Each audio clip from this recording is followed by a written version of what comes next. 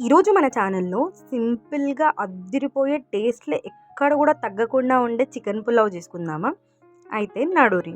ముందుగా ఒక ప్యాన్లోకి చికెన్ తీసుకోండి.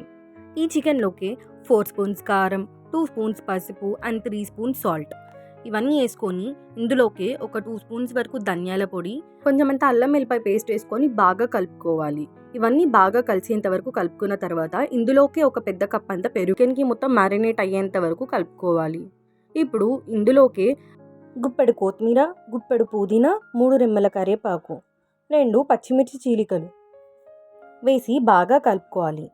ఇప్పుడు దీనిలోకి మనం ముందుగా ఒక 2 పెద్ద ఆనియన్ గోల్డెన్ బ్రౌన్ కలర్ వచ్చేంత వరకు డీప్ ఫ్రై చేసుకొని పెట్టుకోవాలి. ఇందులోకి ఈ ఆనియన్స్ కూడా వేసుకొని చికెన్లో బాగా కలిపేంత వరకు కలుపుకోవాలి. ఇందులోకి ఆనియన్ ఫ్రై చేసిన ఆయిల్ ఉంటుంది కదా, ఆయిల్ కూడా వేసేసుకోండి. ఒకసారి మొత్తం కలిపేసుకొని ఒక 1 అవర్ వరకు మ్యారినేట్ అవ్వడానికి పక్కన పెట్టుకోండి. ఇప్పుడు ఒక ప్రెషర్ కుక్కర్లో 2 స్పూన్స్ వరకు నెయ్యి అండ్ 2 స్పూన్స్ వరకు ఆయిల్ వేసి హీట్ చేసుకోండి.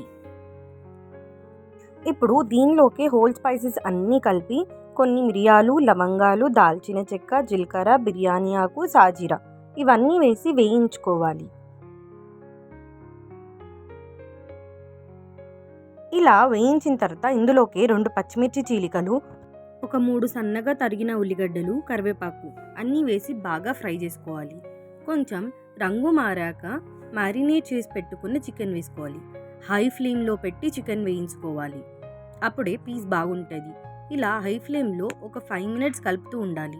అడుగు అంటకుండా కలుపుతూ కుక్ చేసుకోవాలి. ఇలా ఆయిల్ పైకి తేలినాక ఒకసారి కలిపి 1 అవర్ ముందు కడిగి నానబెట్టుకున్న రైస్ వేసుకోవాలి.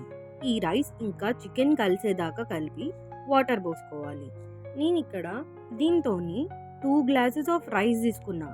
అయితే దానికి డబుల్ అంటే 4 గ్లాసుల ఆఫ్ వాటర్ తీసుకోవాలి.